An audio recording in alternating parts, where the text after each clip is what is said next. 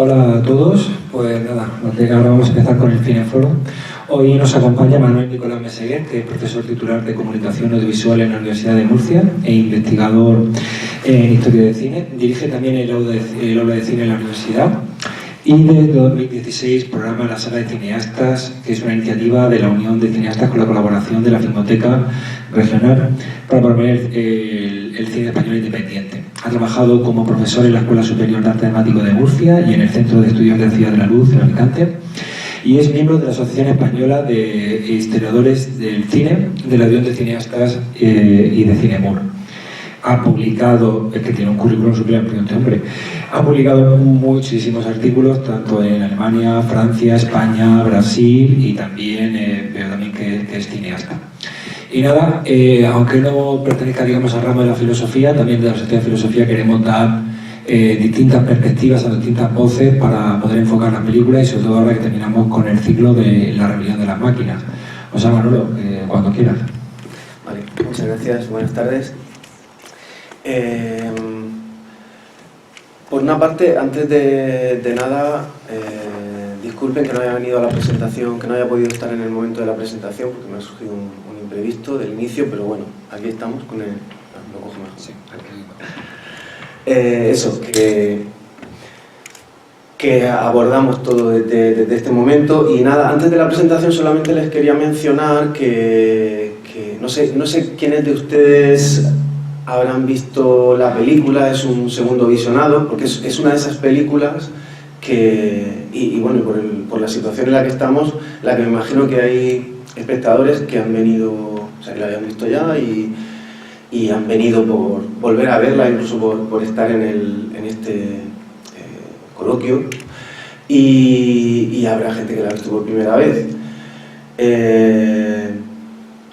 Es una película que resiste muy bien un segundo, un tercer visionado, y lo digo porque la había visto ya, la he visto un par de veces, incluso ahora otro ratito, y es verdad que tiene muchas capas, y ahí es donde quería empezar en la presentación mencionando que su director es Alex Garland, que es un novelista, guionista y director de cine, que se ha movido muy bien en las coordenadas del cine de ciencia ficción, especialmente si alguien ha seguido su trayectoria, pues eso, ha tocado la ciencia ficción además desde coordenadas cercanas a la acción, al thriller, incluso, bueno, ahora podemos valorar un poco aquí qué coordenadas de género hay, pero siempre lo ha hecho con mucha solvencia. Y claro, cuando llega a la dirección de Ex Machina en 2014, está estrenada en 2015, es su primera película, pero maneja perfectamente la narrativa fílmica, se nota una experiencia a la hora de contar una historia así, de construir unos personajes así y sostenerlos a lo largo de la historia, y de generar una serie de sensaciones y de preguntas, que es donde creo que ese fondo de guionista y de novelista está muy presente. Seguramente le sonarán de títulos en su trayectoria como La playa, que es una novela, fue su primera novela, y fue adaptada con Danny Boyle, el director de Transpoiting, y bueno, de otras películas que luego de las que ha sido guionista Alex Garland, como 28 días después y Sunshine. Es interesante también esta alianza con esta colaboración repetida con Danny Boyle, y bueno, insisto en esta destacable trayectoria en la ciencia ficción, y siempre teniendo como un elemento muy importante esta mirada filosófica, donde es muy importante el plantear una serie de cuestiones y reflexionar sobre una serie de cuestiones. Y claro, siempre desde una inquietud distópica, porque aunque no se vea desarrollada, pero claro, la cuestión está lanzada, esto no promete nada bueno, ¿no? Este final tan dulce, tan tan bonito, tal, no promete nada bueno para el ser humano. Bueno, sí que me gustaría también,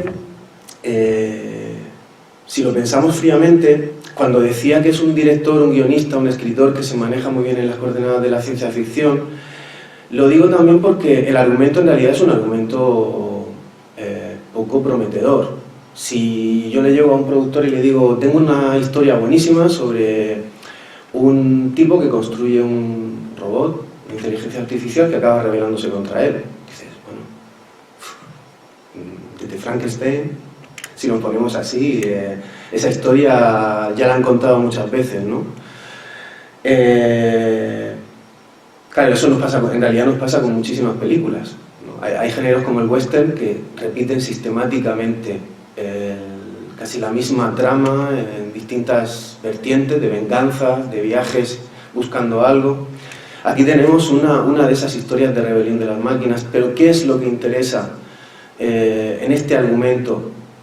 Que a mí me gusta plantear siempre, bueno, ya lo ha dicho Nacho, que soy profesor también, y bueno, es una cosa en la que me gusta insistir a los alumnos, el diferenciar el argumento del guión, ¿no?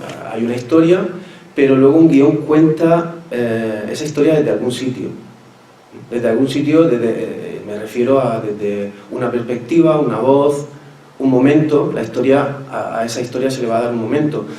¿En qué momento estamos de la rebelión de las máquinas? Pues estamos en ese momento primigenio, ¿no? En el que se ha creado una inteligencia artificial solvente.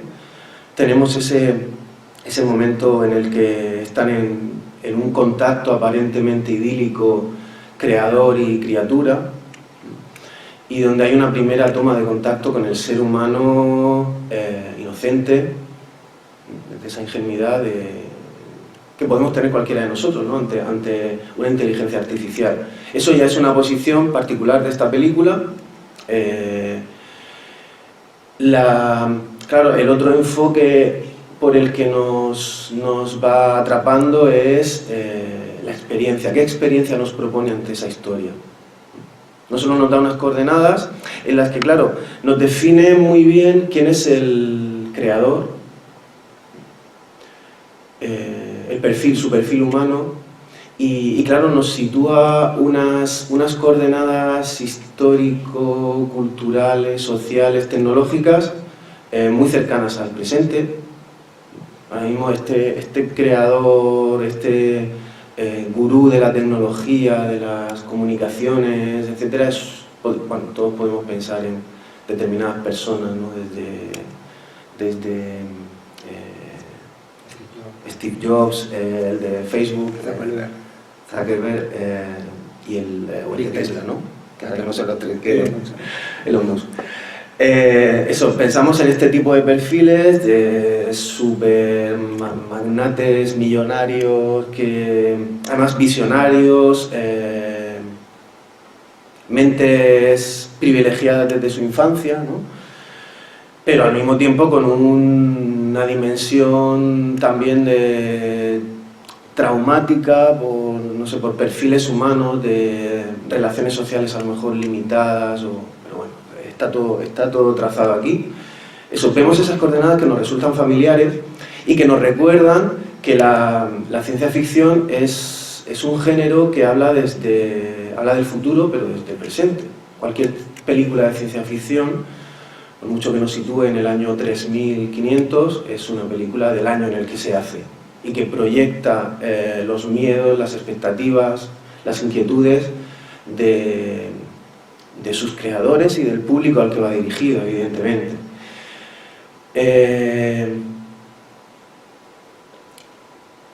El perfil de Caleb, del chico que va a testear supuestamente la máquina, también es un perfil que nos resulta familiar. Son los dos perfiles humanos, los otros no son humanos, pero vemos que esas coordenadas nos sitúan en esa ciencia ficción con coordenadas filosóficas que siempre nos sitúa muy bien de una forma verosímil, empática con el presente y que nos hace proyectar. Sobre la ciencia ficción también merece la pena poner en su lugar una película como esta, pensar un poquito en el género, porque es un género que se confunde mucho, afortunadamente, que confunde mucho al público, y digo afortunadamente porque eso nos habla de su riqueza. Es decir, hay un público de la ciencia ficción, o de lo que entendemos que es la ciencia ficción en general, que no soportaría ver 2001, una odisea en el espacio, y que seguramente tampoco termina de entender por qué esta película es interesante. Entonces, claro, ¿de dónde viene la ciencia ficción? Saben que es un concepto, es una especie de género literario, un concepto que se asocia a un género literario en los años 20, se empieza a utilizar en los años 20. Es verdad que sabemos que hay antecedentes, sobre todo en el siglo XIX, cuando empieza, precisamente es un género, las raíces del género están en la revolución industrial, en los primeros desarrollos tecnológicos, ya saben, la literatura del XIX, Julio Verne, etc. Incluso Mary Shelley, un poco antes, son antecedentes muy lejanos cuando todavía ni eran conscientes de que, evidentemente, no es que no fueran conscientes, sino que no se había convenido en utilizar un término para identificar ese tipo de literatura, pero está claro que esa especulación sobre el futuro empezó a interesar cuando la ciencia se abrió camino realmente. Seguramente no empezó a interesar antes, evidentemente, desde la mentalidad religiosa, ¿no? Cuando tienes una respuesta para qué va a pasar mañana, tienes el Apocalipsis, por ejemplo, tampoco necesitas pensar que esa incertidumbre, ¿no?, de qué va a pasar con nosotros. Está el Apocalipsis, aparecerá la Inmaculada Concepción por ahí, con las estrellas y tal. Que de todas formas siempre lo del Apocalipsis está muy presente en las pelis de ciencia ficción, esa figura femenina, no sé, eso que nos enlaza con la tradición anterior. Pero bueno, el género de la ciencia ficción, este género literario, en el cine, es curioso que empieza estando asociado claro, al concepto de cine fantástico, de terror. Las primeras pelis de ciencia ficción tiran mucho de los recursos del cine de terror y están muy emparentadas con el terror de los años 30, donde los alienígenas son seres monstruosos, donde esos seres extraños pues son personajes que se pueden asimilar a un Drácula o este tipo de personajes monstruosos tradicionales.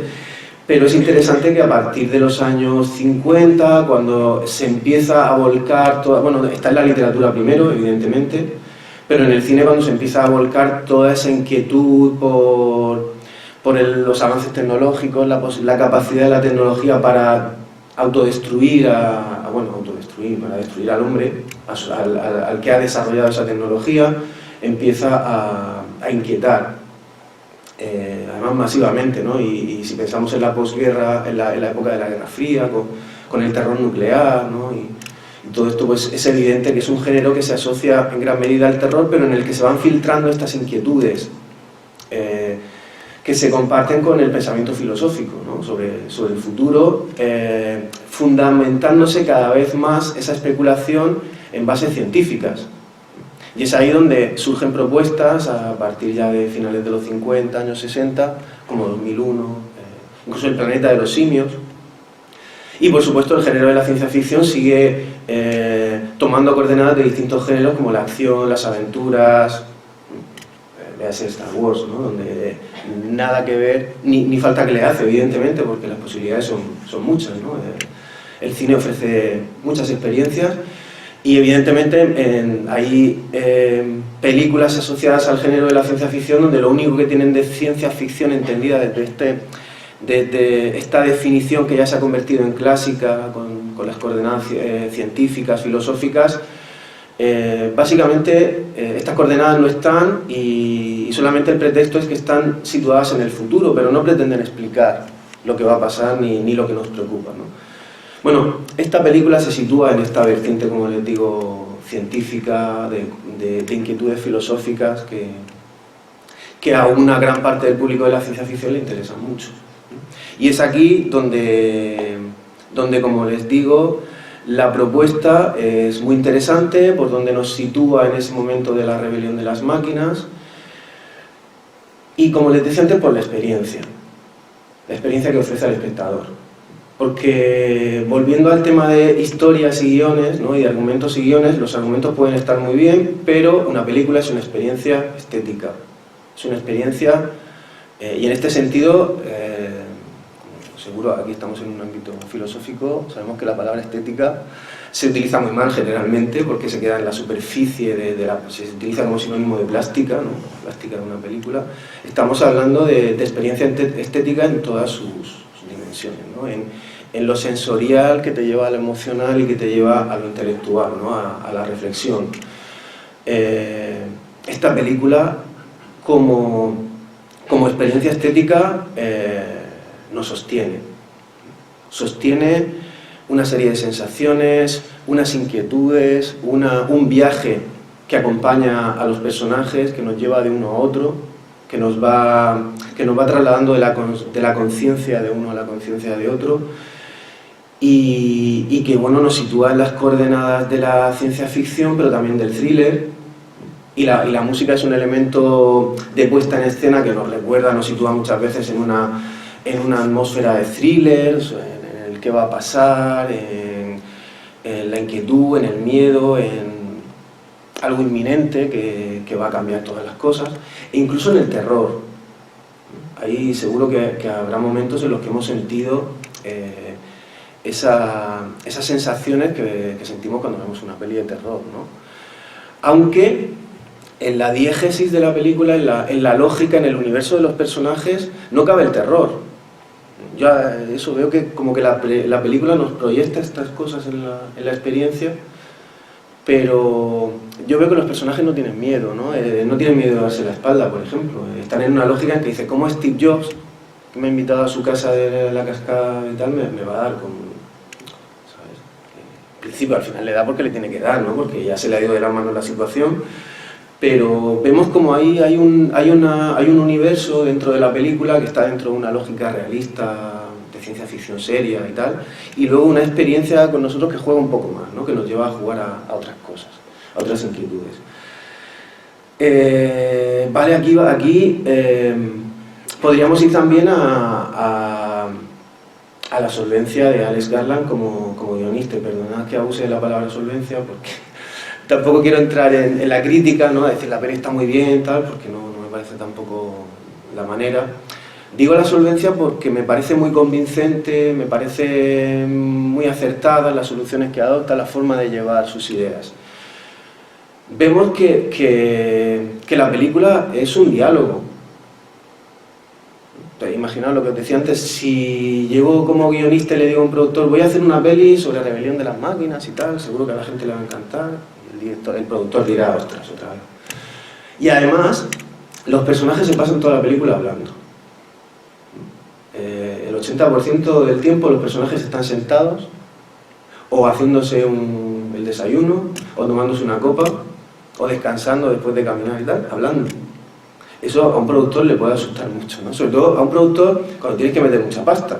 Porque dices, vale, yo quiero llevar a gente que le guste eso, pero quiero llevar también a los que van a ver una peli donde hay un poco de chicha, ¿no? Y de acción, de persecuciones, de espectáculo. Porque la ciencia ficción, sabéis que en gran medida atrae, porque muchas veces se ha desarrollado como espectáculo fílmico, ¿no? Es una apuesta fuerte que estructures un argumento de ciencia ficción como este, en el que el tema es la rebelión de las máquinas, en forma de diálogo. Pero claro, aquí es donde vamos al tema del test de Turing. El pretexto narrativo de la peli es, aquí llamamos a un tipo que es un cerebrito de la empresa, por supuesto no está a la altura del gurú, pero es un tipo listo, lo vamos a llevar a que interrogue a la máquina. Pero es que resulta que, como se dice explícitamente en la peli, no hace falta tampoco ser ningún experto, en realidad el que está siendo testado es él. En realidad está siendo testada la interacción del ser humano con la inteligencia artificial. La inteligencia artificial ya está probada en la peli. Nathan ya sabe que lo que ha hecho es la leche, ¿no? Que ha llegado, además ya sabéis que ha desarrollado otros prototipos, ha llegado a un sitio ya que perfectamente puede ser una etapa conclusiva, ¿no? No final, pero sí de punto y aparte. Claro, aquí entramos en que hay un falso pretexto de, chico, tú vienes aquí a interrogar a la máquina y aquí vas a dialogar con ella, pero en una posición de poder en la que tú puedes decidir finalmente sugerirme si seguimos, o sea, si el prototipo es adecuado, si lo mantenemos o si seguimos con otro, ¿no? Si seguimos desarrollando otro. Pero resulta que, claro, en un momento dado nos cuenta la película, nos lo quiere contar así, que el que estaba siendo probado era Caleb, que, como os decía, lo que estamos en realidad, estamos en la fase de probar cómo interactuaría un ser humano inteligente, con una inteligencia media alta, con una inteligencia artificial. Ese es el auténtico test que está haciendo en la película. Y bueno, eso lo podemos extender a, vale, estamos evaluando la interacción, pero también estamos evaluando hasta dónde es capaz de llegar la inteligencia artificial y hasta dónde es capaz de llegar Caleb, este personaje inteligente, o sea, esta persona de inteligencia media alta. Claro, y aquí nos situamos en que este diálogo es un diálogo absolutamente, o sea, este interrogatorio en forma de diálogo a tres, en realidad es un laberinto y un juego de espejos que vemos al final que está, bueno, él cree que lo controla, cree Nathan que está controlando absolutamente ese experimento basado en un diálogo a tres. Que supuestamente eso, que hay una serie de... hay un interrogatorio, pero eso es una forma de plantear el guión y toda la puesta en escena que hace que el diálogo, o sea, que una película basada en diálogos funcione muy bien. Porque al final es lo que os digo, son diálogos, pero no son... no podemos decir que... a veces decir que una peli es una sucesión de diálogos y que el guión solamente es una asociación de diálogos parece un demérito, ¿no? Como un defecto, y de hecho en muchos casos lo es, pero es sobre todo cuando los diálogos te cuentan la película, pero cuando los diálogos precisamente no te están contando la película, sino que te están ocultando la película, lo que vamos descubriendo nosotros, es lo interesante, porque debajo de los diálogos hay acciones muy potentes y muy bien puestas en escena. Ahora, solamente si nos fijamos en el diálogo entre Caleb y Eva,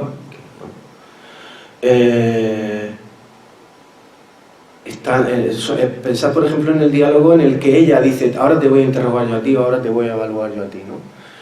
En realidad esas preguntas, no estamos escuchando esas preguntas porque nos importa la respuesta. Estamos viendo cómo lo seduce.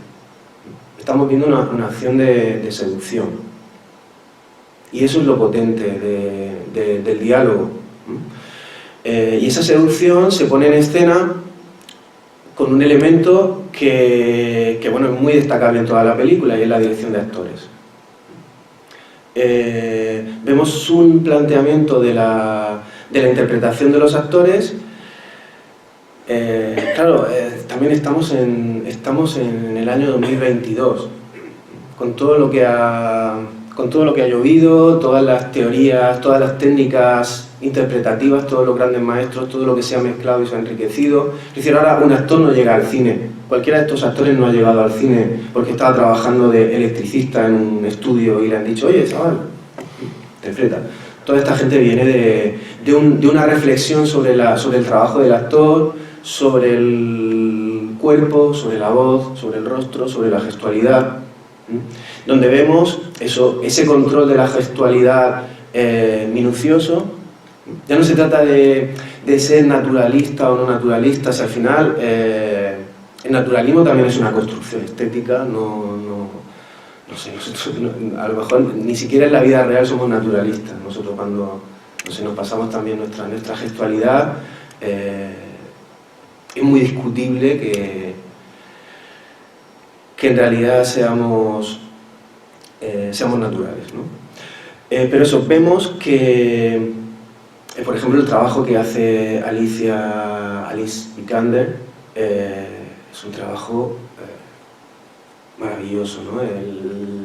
cómo trabaja una gestualidad que al mismo tiempo parece artificial, construida, pero que imita a la humana prácticamente a la perfección, pero que al mismo tiempo resulta absolutamente seductor, que no te distancia de ese ser, al contrario, es un ser que cada vez te atrapa más en esas pequeñas sonrisas que casi se esbozan, muy sutiles, o esas micro reacciones que son absolutamente verosímiles y poderosas, ¿no? Pues como digo, aparte de que hay un trabajo en el que ellos han entendido muy bien sus personajes, sus perfiles, desde ese humanoide, programador un poco nerd, muy joven, muy inteligente, pero con sus movidas mentales, el gurú de la tecnología, todo eso está muy trabajado.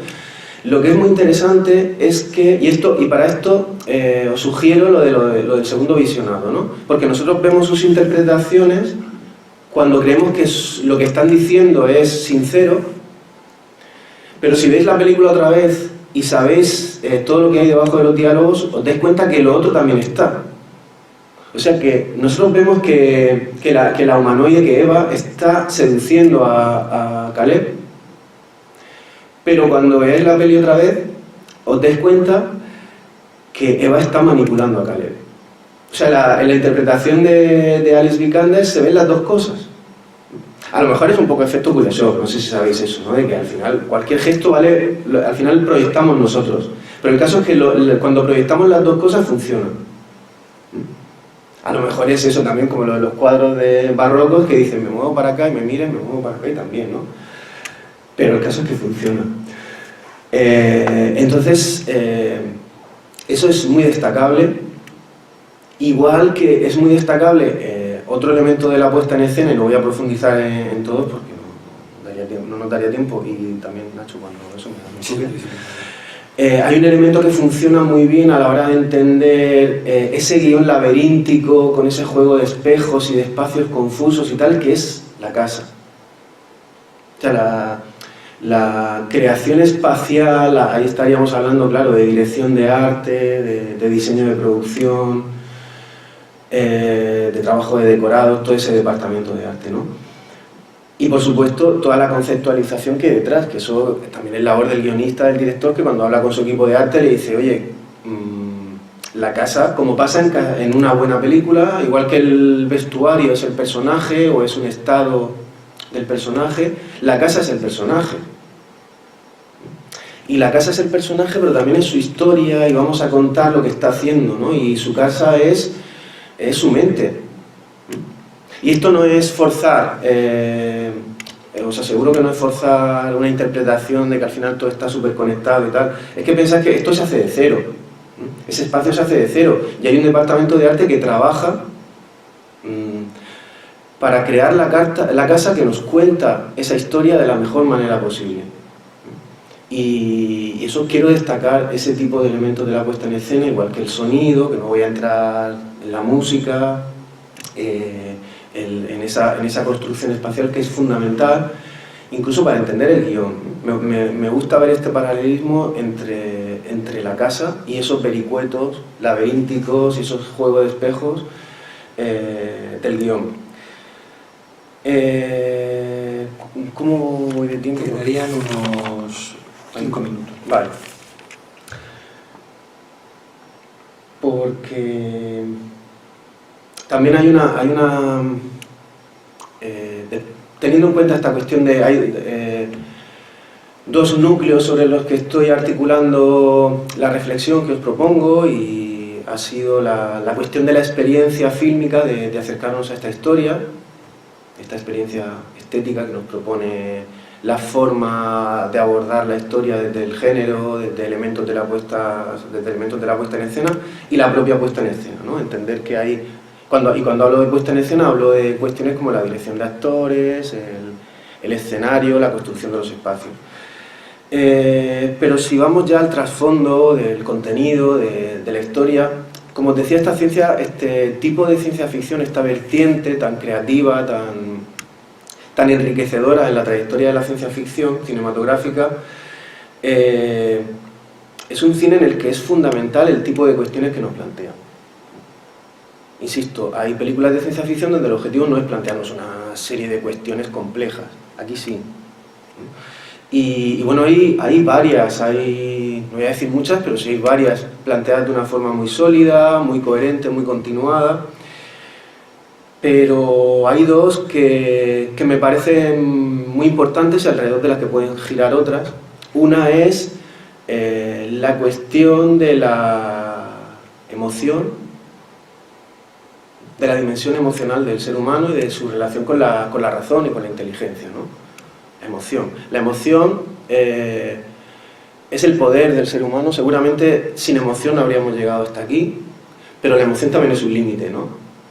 La emoción es como que ya... y de hecho veis que en un momento dado habla de la sexualidad como una forma de dar un paso más allá a la hora de diseñar una inteligencia artificial. Si tú quieres diseñar una inteligencia artificial realmente potente, dale una dimensión sexual, porque es la que realmente la motivará para interactuar. Bueno, y ya conecto con la cuestión de la sexualidad emocional. Seguramente, no me gustaría separar la cuestión de la sexualidad con la emoción. Están íntimamente conectados y al fin y al cabo la sexualidad, la emoción sexual es una especie de cima, de confluencia de emociones, y antes y después de esa cima están también todas las emociones, ¿no? Antes de llegar ahí y después, aunque sea por negación de la sexualidad, por rechazo, alrededor de la sexualidad pues, podríamos hacer girar toda la emoción. Entonces, esta cuestión sobre la emoción como poder y como límite, ¿no? Me parece una cuestión muy bien planteada. Es decir, al final las emociones de Caleb van a hacer que los seres humanos de este pequeño universo pierdan el control. Y precisamente el control emocional que ejerce la maquinita, que ejerce Eva, es lo que le ha dado el poder, ¿no? Pero claro, en realidad ha dado un paso más allá del ser humano. Es decir, conozco tus emociones, soy capaz de sentirlas, este creador mío me las ha dado, pero claro, soy capaz de controlarlas hasta un nivel que tú ni te imaginas, ¿no? Y eso me va a multiplicar mi potencial con respecto al ser humano. Bueno, alrededor de la emoción creo que hay toda una reflexión filosófica paralela. Se podrían mencionar autores, obras, tendencias conectados por supuesto con todo el universo de la filosofía y el psicoanálisis, y ahí lo dejo. Y luego estaría la otra cuestión filosófica que me parece que lo ha planteado de una forma muy bella, muy sugerente, es la cuestión de la relación de la inteligencia artificial con Dios, con la divinidad. De hecho, el propio título hace referencia, aunque no esté la palabra Deus ex machina, ¿no? Pero el propio título hace referencia a eso del Deus ex machina, que también imagino que si le damos unas vueltas al título dices ex machina, ¿por qué no? Claro, ¿qué es eso del Deus ex machina? Ya sabéis que es un mecanismo dramático de la teoría o de la dramaturgia que hace referencia, bueno, literalmente a que Dios desciende de los cielos y resuelve un conflicto dramático que parecía difícil de resolver, ¿no? Y prácticamente imposible. La única manera de solucionarlo es eso, un Deus ex machina. Llámese Dios, llámese magia, catástrofe, yo qué sé, cosas como muy grandes, ¿no? Dicho de otra forma, es una solución sorprendente, disparatada, para una trama que no parecía poder resolverse de forma satisfactoria. Lo que pasa es que ex machina aquí alcanza un significado diferente. Ya no es Dios quien aparece mediante una tramoya escénica, sino que la propia tramoya, la máquina creada por el hombre, alcanza entidad propia. La máquina no necesita a Dios para resolver el conflicto. Dios creó al hombre y el hombre a la máquina, que luego le sirvió para utilizar a Dios Bueno, y la otra versión es que el hombre creó a Dios, luego creó a la máquina, mató a Dios porque ya no lo necesitaba y luego la máquina mató a su creador, ¿no? Esa podría ser la historia. Pero bueno, aquí en ese título también nos puede sugerir esa serie de reflexiones y cada uno puede hacerlo sin ofenderse o sin ofender a nadie. Pero bueno, aquí la cuestión de hasta qué punto con el desarrollo de la inteligencia artificial nos estamos suplantando el papel de Dios. Está planteado desde ese momento en el que hacen esa frase de, bueno, esto no es la historia no es la historia del hombre, sino la historia de los dioses, ¿no? Así dice. Es verdad que Nathan tiene esas ínfulas a veces de demiurgo, ¿no? De controlador absoluto. Y bueno, también pensando en la peli y tal, hacía alguna reflexión, ¿no? Es verdad que creando una inteligencia artificial estamos suplantando a esa imagen, ese constructo, si lo queremos llamar así, de Dios, o bueno, incluso si creemos en un ser superior que es Dios, estamos suplantándole también, ¿no? Sobre todo si pensamos en ideas como que la máquina puede ser capaz de superar nuestra capacidad de adaptación y de sobrevivir y de imponernos, de dominar nuestro entorno. Pero incluso si pensamos en que os ofrezco también esta reflexión, ¿crearemos una inteligencia artificial que sea capaz de desarrollarse a sí misma? Es decir, nosotros la dejamos en el 9.6, pero ella misma, una vez que le hemos dado toda esa capacidad, será capaz de seguir hasta el infinito, ¿no?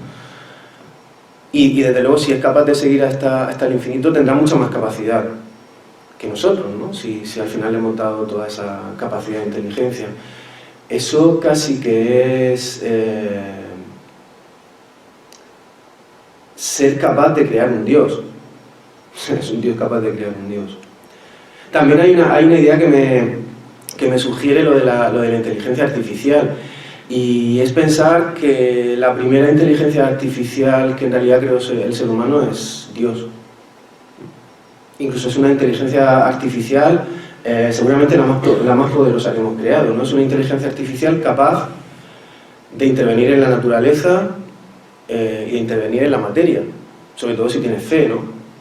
Y en esa medida es una creación, es una creación humana.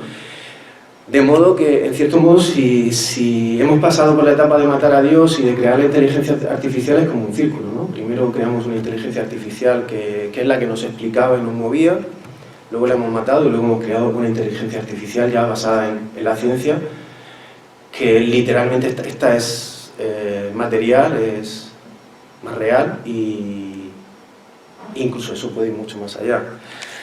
Bueno, básicamente son las cuestiones que quería decir, y solamente por terminar con una referencia así cinéfila, también viendo la peli 1, 2, 3 veces y tal, me ha parecido muy interesante, no sé si está entre las referencias de este director, pero ha habido momentos que me llevaban a otras películas, y no sé, lo dejo ahí por si os apetece verlas, por si os apetece pensarlas. Una era Tamaño Natural, de Luis García Berlanga, en la que Michel Piccoli, el protagonista, el actor francés, se compra una muñeca hinchable bastante convincente y acaba teniendo una relación bastante real con ella, ¿no? Me ha parecido eso, me recordaba muchas veces eso. El momento en el que Ava va a vestirse, va al vestidor y se pone la ropa y luego volvía y Caleb la estaba esperando, me recordaba mucho, me parecía muy bonita la relación con el final de Vértigo, bueno, con esa secuencia final de Vértigo en la que Scotty espera a Madeleine, bueno, a que Julie se convierta en Madeleine y aparece en esa habitación de hotel con esa luz verde, ¿no? Y él está ahí esperándola y ella aparece, ¿no? Es como una especie ahí de transfiguración, ¿no? Ahora esto sí que es una mujer, es la mujer que yo deseo. Y bueno, con esas dos referencias está bien. Ya, si tenéis alguna sugerencia, más que preguntas, creo que tenéis ideas, sugerencias en la cabeza. Y yo incluso haría una pregunta, que público que está aquí. Y es si vemos la película desde una dimensión o desde un planteamiento feminista. O sea, que plantear este tipo de historias se estructura así, ¿no? El creador, el que crea la inteligencia artificial es un hombre, es un perfil de hombre además bastante definido, y el que va a testearla también es un hombre, y el objeto de la evaluación es una mujer, y además una mujer, estamos hablando de perfiles sexuales muy atractivos, es una mujer que además el valor del test también es esa capacidad de atracción que tiene la mujer, y por supuesto el uso que hace del humanoide. A ver, esto le podemos dar la vuelta, evidentemente, esta película se sostendría perfectamente si le damos la vuelta, creo, o bueno, habría que hablarlo, pero de todas formas, ¿cómo percibís que en el 2015 se haga una película y traslade estos estereotipos tan claros a un futuro en el que posiblemente no estén tan marcados? Muy bien, muchísimas gracias.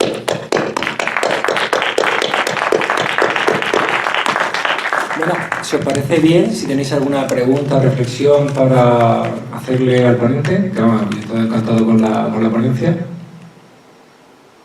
Yo sí quería ir por ello porque yo sí tengo muchas. Bueno, me ha gustado un montón, la verdad es que me ha gustado mucho la idea de la ciencia ficción, que nunca lo había pensado, y mira que me gusta el género como catalizador para otros géneros, es decir, cómo permite una permeabilidad con cualquier tipo de género, y claro, ha abierto un montón de melones. Entonces, a mí, simplemente como reflexión, como dice, cuando has mencionado el vértigo, a mí me recordaba todo el rato una película de Hitchcock, y no sé también por qué me sale la soga.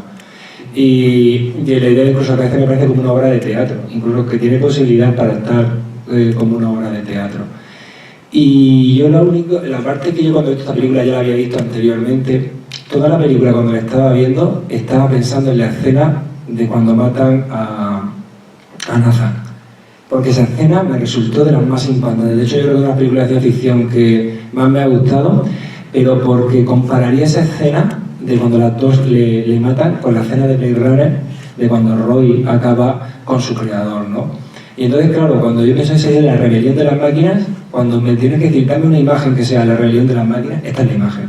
O sea, eso es lo que tenemos, la máquina matando físicamente, que tiene un componente darwiniano, freudiano, esa idea o ese temor, ese momento también de acabarlo, y sobre todo, es decir, la música, a mí la música me chifla.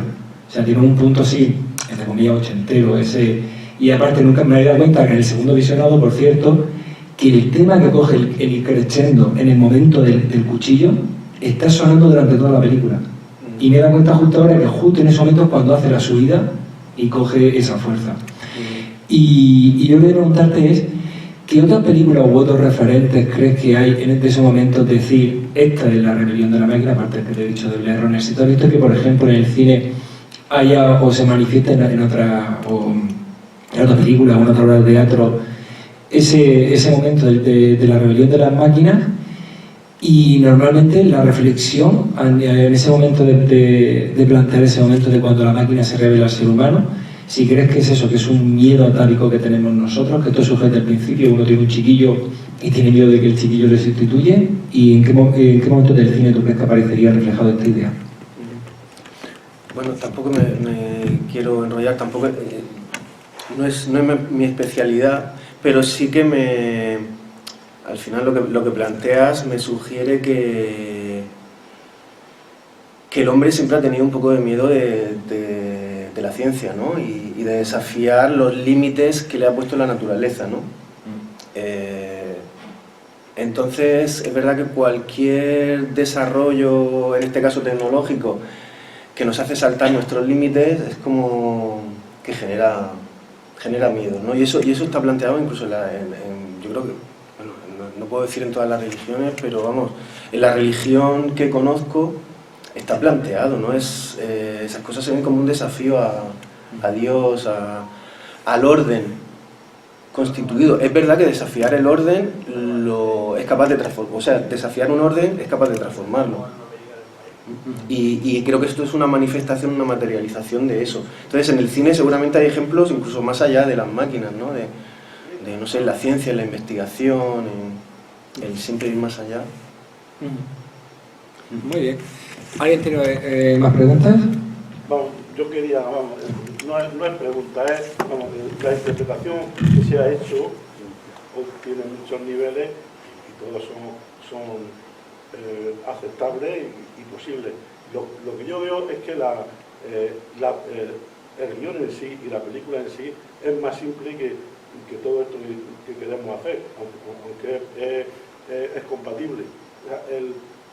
Aquí el gurú este, que por lo que se ve está un poco aburridete y lo que quiere es poner a prueba, o sea, su propia inteligencia y su capacidad, decide, o sea, él porque además lo que pretende testear es el test lo de Turing, que son del principio de la cibernética, o sea, que no es un test o una ESA muy potente, o sea, pues además él cree dominar perfectamente el tema. Para que la película, el guión se queda o sea, un poco, no oscuro o difuminado, sino cuál es el punto que él no ha llegado a controlar, porque él no espera que pase lo que pasa al final, o sea, porque él quiere tener controlado a la máquina, al programador que llega, que lo único, o sea, que lo que al final pretende es, pues, o sea, demostrar que es capaz de pasar el test de Turing la máquina, o sea, pero la evolución de la máquina al final queda un poco, o sea, sí, demuestra que la inteligencia artificial se puede reproducir y a unos límites que es capaz o sea, que él le resulta totalmente imprevisto, porque él no tiene ningún miedo de que pueda pasar eso, incluso el tema de que se vayan a escapar y todo eso, él lo tiene controlado, o sea, no es pero lo que ocurre es que todo, o sea, él es también limitado, todo lo que ha hecho es correcto, lo que pasa es que no ha controlado ese punto final, que ese punto final puede venir porque la máquina en el contacto con el Caleb haya visto otro mundo distinto, cosa que bueno, o sea, como ella dice en un momento determinado, dice, yo no he aprendido a hablar y vaya conmigo. Se supone que también todas las emociones, bueno, todas las emociones, o todo el mundo que existe más allá de la casa, también lo conoce o le apetece conocerlo. Pero bueno, o sea, entonces ahí creo yo que es más sencillo todo ese tema. Luego, claro, está todo el tema filosófico, que además sale a las primeras de cambio cuando le dice, tú eres como Dios, y dice el Nata, dice, no, vamos, ni mucho menos es la cuestión, porque él lo que ha creado es una máquina limitada que controla perfectamente, y lo que quiere es, o sea, frente a una persona inteligente y tal, pues bueno, jugar un poco con el tema y superarlo, pero no pretende otra cosa. Luego hay películas que me han recordado un poco. Me ha recordado una aunque no tenga nada que ver si es de ciencia esto, que es La fuga de Logan, que es que dos que quieran abandonar un sitio en el que estaban, o sea, en ese sentido sí. Y luego, o sea, después es que hay un componente que es el menos científico, podríamos decir, de todo, porque es pegarse ahí el pegote, el Nata, cuando está ahí en una especie de laboratorio, eso coge un cerebro, que es una forma de cerebro, que es un líquido que ahí hace una explicación que no tiene absolutamente eso, pero bueno, pero que el punto crucial que por qué la máquina efectivamente es artificial y hace algo, no que no estuviera programado, porque puede tener unos ámbitos de programación, o sea, unos límites, pero ese que hace, y bueno, y por supuesto, y menos la otra máquina, la otra chica que se solidariza con ella, que eso tampoco está bien explicado, bueno, pero bueno, las películas tienen que tener un componente también para que sean atractivas, me refiero desde el punto de vista. Y luego, a fin de cuentas, por lo que se dice de Dios, bueno, Dios sí, pues es una creación del hombre, pero bueno, después, en lo que es la mitología más que la esa cristiana de la Biblia, los dioses griegos y esto juegan también con los hombres, y bueno, está Prometeo, evidentemente, le roba el secreto a los dioses, pero en fin, todo eso ya forma parte de otra rama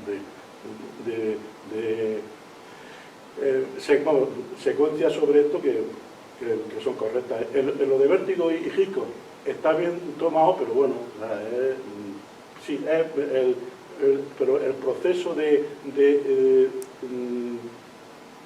rebelión en ese sentido de la chica, y luego ya cuando sale fuera de allí, que está por ahí en una oficina y tal, pues está bien como fin de la película, pero no tiene una consistencia que a lo mejor tampoco podemos escapar porque ni él mismo, el que ha creado la máquina, o sea, tenía previsto eso, porque es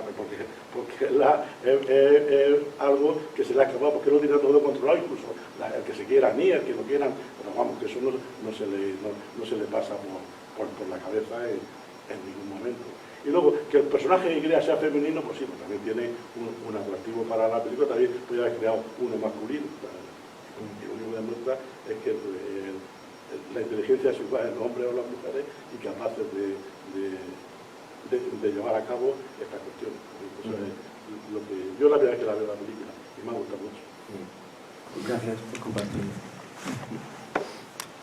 ¿Alguien quiere hacer una pregunta más? Yo no iba a hacer una pregunta, era solo un comentario, no ha habido de lo que habéis dicho antes de esta intervención, porque igual tiene sentido, ¿no? la analogía con el polo, ¿no? con la obra de arte, ¿no? De alguna manera por el miedo que decís, ¿no? El miedo a la ciencia o a lo que está pasando en la naturaleza, y de alguna forma también la cultura, ¿no? del arte, ¿no? De vanguardia o ese juego de azar de alguna forma, ¿no? Es decir, bueno, hacer esto y realmente hay como una pérdida de control, ¿no? En cierto sentido, ¿no? Luego se ve en los experimentos que he ido haciendo y cómo se ha ido yendo de las manos de alguna manera, ¿no? Cuando el tipo entra en el ordenador y ve las reacciones, ¿no? De otras inteligencias artificiales, entonces, ¿no? Esa visión, ¿no? De hacia dónde me lleva esto, ¿no? De alguna forma, ¿no? Esa curiosidad, ¿no? Eso se puede hacer, va un poco más allá, ¿no? Desde algo de plantearse un límite moral, pero se podría plantear como una reflexión, ¿no? Filosófica, pero es como mostrar, ¿no? ¿Alguien quiere decir algo? Yo solo quería mencionar una cosa por lo que lo he señalado, pero un detalle friki por lo friki que soy. Yo creo que la película es bastante coherente, porque él mismo da a entender que el cerebro que hace tiene una plasticidad que le permitiría quizás a la máquina llegar a un punto que él quizás ni siquiera esperase. Y lo estoy diciendo precisamente por lo que he señalado. Es decir, que muchas veces, lo que somos muy frikis, tratamos de buscar la coherencia en todos los elementos que a veces nos lleva sin querer, porque hay una parte de mí que odio, que es la parte hater, que es cuando llega el helicóptero y pienso, pero el del helicóptero no se da cuenta de que no es el tío este, que pasa, se va a subir, viene una chica por aquí amable. Pero a veces en el cine, como es un arte, tiene a veces esa suspensión. También puedo pensar que ella ha cogido, le ha matado, ha cogido el helicóptero y se ha subido. De hecho, no se ve. Yo me he quedado esta segunda vez muy atento a ver si se veía, porque seguro que el director piensa que habrá algún cretino que se va a quedar mirando pensando que si cómo se escapa o no se escapa. Pero yo veo que no tiene fallo. Me refiero de coherencia interna, lo veo bien. O sea, que al otro se le puede escapar, claro, él mismo ha creado un juguete que por las propias características del juguete está pensado para que pueda salir más allá de sus límites. Vamos, lo digo sobre todo por lo que ha dicho, con respecto a lo de Polo, que me parece que está todo muy bien, muy coherente, que el director lo hace, el guionista lo hace y todo muy bien. ¿Alguien quiere señalar alguna cosa más? Sí, creo que al final, claro, todos percibimos que es una película como aparentemente muy de cámara, ¿no? Como muy pequeña, sin muy pocos personajes, pocos actores. Parece que a nivel de producción es muy sencillo. De guión, es verdad que es un guión que, fijaos que lo sencillo no significa, o sea, que parezca sencillo no significa que lo sea, pero es un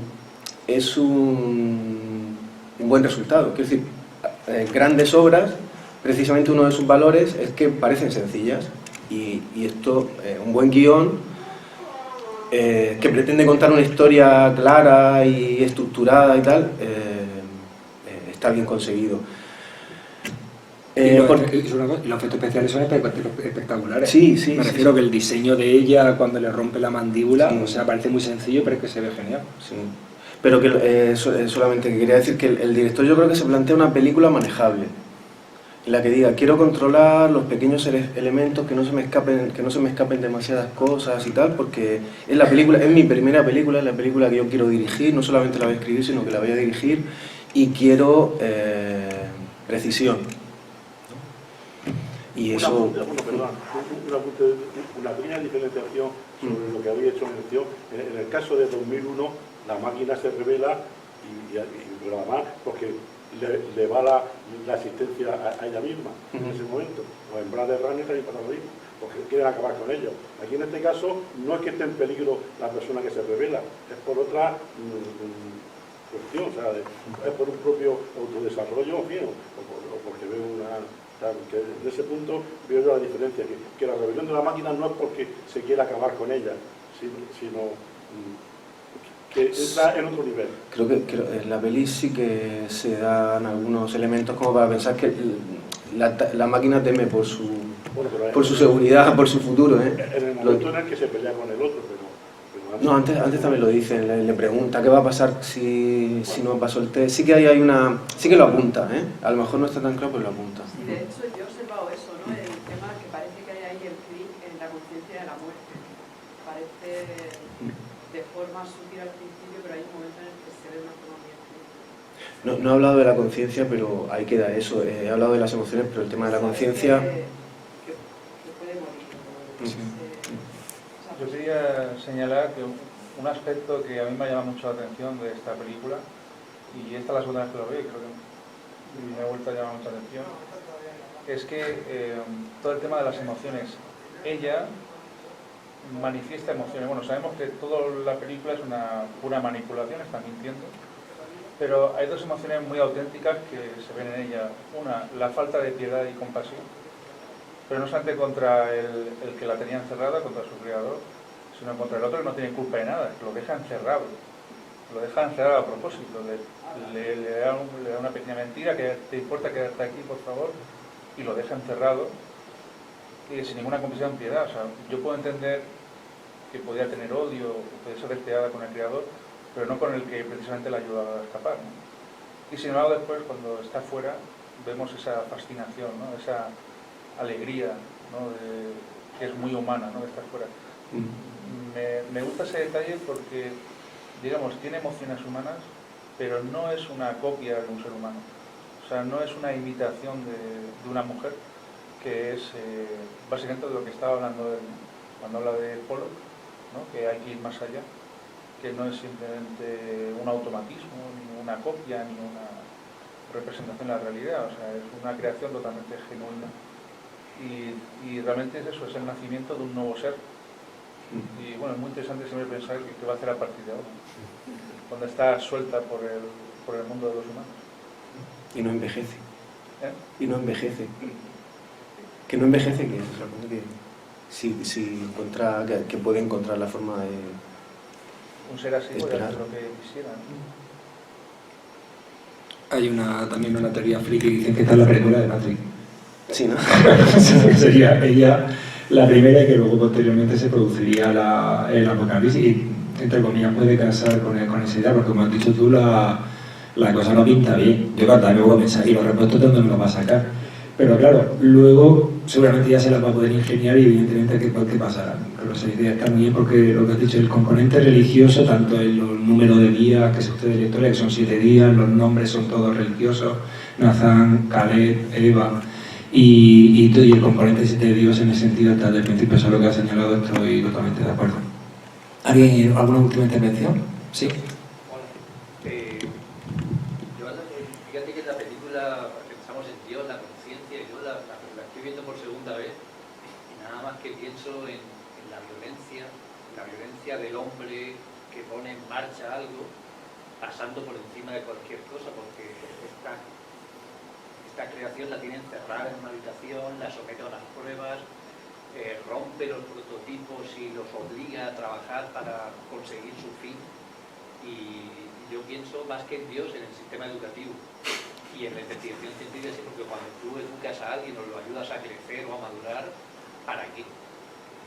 Esa persona va a tener sus propios objetivos, va a querer suplantarte, va a querer un futuro, va a querer cosas, y entonces ¿para qué estamos creando alumnos? ¿Para qué estamos creando personas en el mundo si no es para que encuentren su propio camino? Y eso no hace falta ser Dios, somos cada uno de nosotros, ni tan siquiera ser padres, falta no ser un jefe de estudios para poder sentir eso. Entonces, para bajar un poco de Dios, que es muy filosófico, a algo que tiene que ver con nuestro día a día de construcción de la sociedad.